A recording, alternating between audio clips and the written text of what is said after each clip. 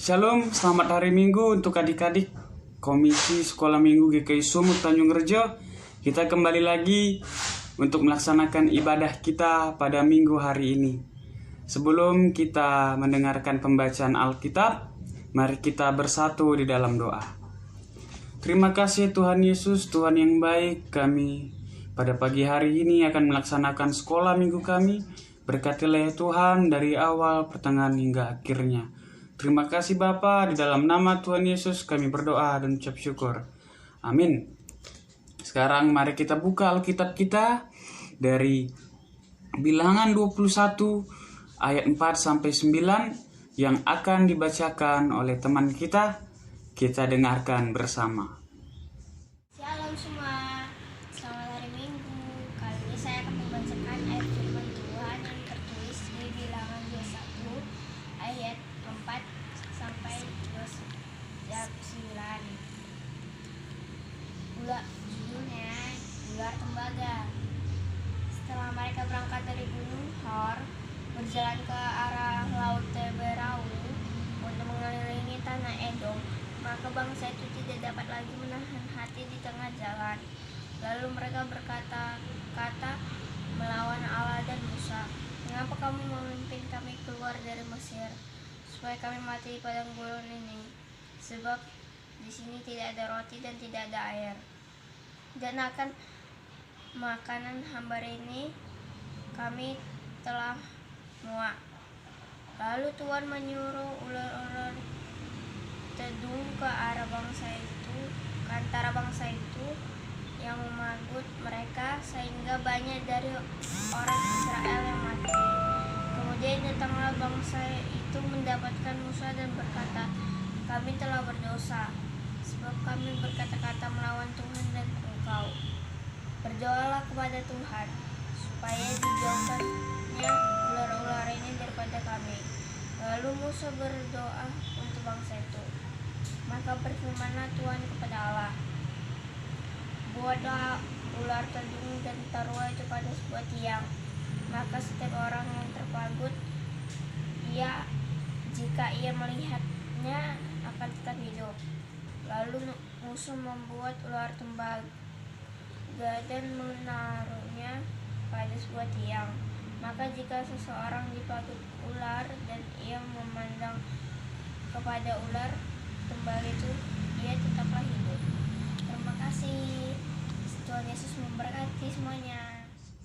Baik, terima kasih karena kita sudah membaca Alkitab kita. Dan sekarang kita akan mendengarkan firman Tuhan dengan tema Percaya Tuhan Menyelamatkanku yang akan dibawakan oleh Ibu Maria Boruci Dauruk. Kita dengarkan bersama. Salam, selamat pagi, selamat hari Minggu buat anak-anak semua. Pagi ini bersama saya Ibu Maria Sidauruk yang akan menyampaikan firman yang diambil dari Bilangan 21 ayat 4 sampai 9. Percaya Tuhan menyelamatkanmu. Kita lihat dulu videonya ya anak-anak ya. Selama kamu di kandungan ibu, Tuhan Yesus memeliharamu. Ketika kamu lahir, Dia pun tetap memeliharamu. Tuhan Yesus senang kamu lahir, namun Dia pun berduka karena kamu terlahir dengan dosa di hatimu. Dosa membuatmu berbohong, marah-marah, mencuri, menyakiti,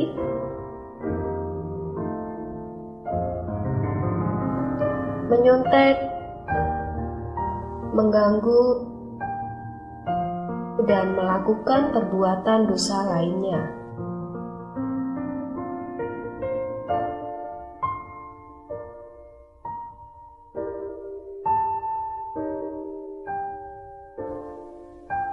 Kamu terikat oleh rantai dosa, dan itu membuatmu terpisah dari Allah. Tetapi Tuhan Yesus mengasihimu Tuhan Yesus ingin menyelamatkanmu supaya kamu tidak masuk neraka. Bagaimana Tuhan Yesus menyelamatkanmu? Ia turun ke dunia dari rumahnya di surga untuk menjadi manusia. Bahkan, ia rela mati di atas kayu salib untuk menebus dosamu. Pada hari yang ketiga, ia bangkit dari kematian dan menang atas dosa. Tuhan Yesus mau menjadi juru selamatmu, dan ia mau kamu datang kepadanya, supaya kamu dapat hidup bersama Tuhan Yesus selamanya.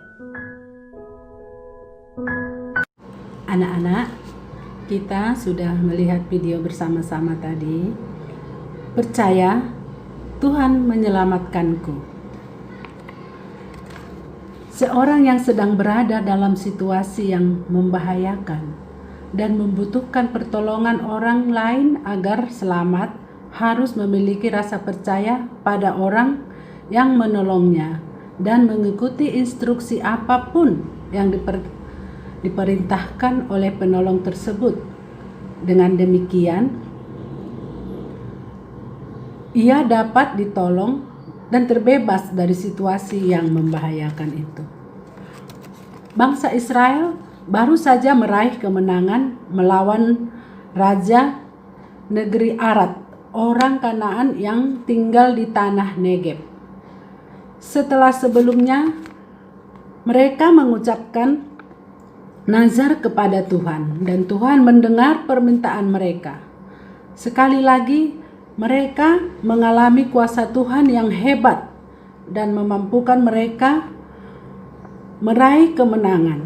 Namun setelah kemenangan itu, ketika mereka menuju Laut Tiberu untuk mengelilingi tanah Edom, mereka dikatakan tidak dapat lagi menahan hati. Mereka tidak dapat lagi sabar dan berdiam diri dengan keadaan mereka yang tanpa roti dan air serta hanya memakan mana saja. Mereka muak dengan keadaan mereka.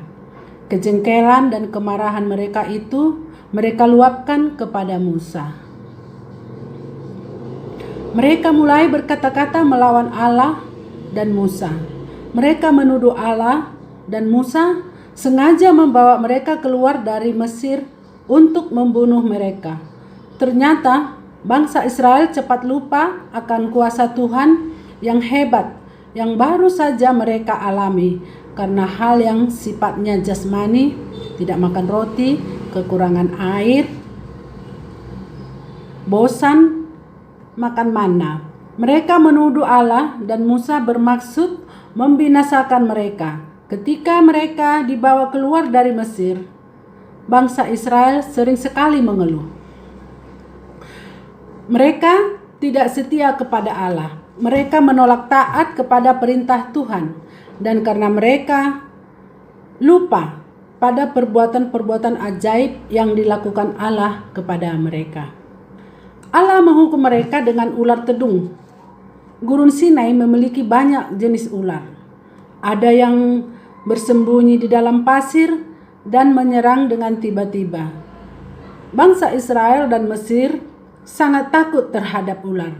Kadang-kadang gigitan ular bisa membuat korban mati perlahan-lahan. Sakit yang luar biasa. Ular-ular gurun pasir yang gigitannya panas dan berbisa mengakibatkan orang mati. Mereka lalu menemui Musa dan mengaku telah berdoa. Mereka meminta Musa untuk berdoa agar Tuhan menjauhkan ular itu dari mereka. Tuhan mendengar dan berbelas kasih kepada mereka. Ia memerintahkan Musa membuat ular tembaga dan menaruhnya pada sebuah tiang. Setiap orang yang ingin selamat harus memandang ular tembaga tersebut. Bukan ular tembaga itu yang menyelamatkan mereka, tapi iman bahwa Allah dapat menyelamatkan mereka. Iman ini ditunjukkan dengan melakukan persis seperti yang Tuhan perintahkan. Hanya dengan melihat, mereka akan tetap hidup.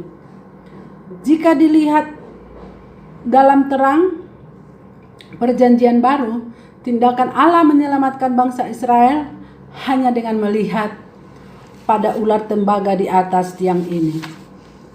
Merujuk kepada Kristus yang juga digantung di atas kayu salib, di mana setiap orang yang memandang dan percaya kepada Yesus akan diselamatkan.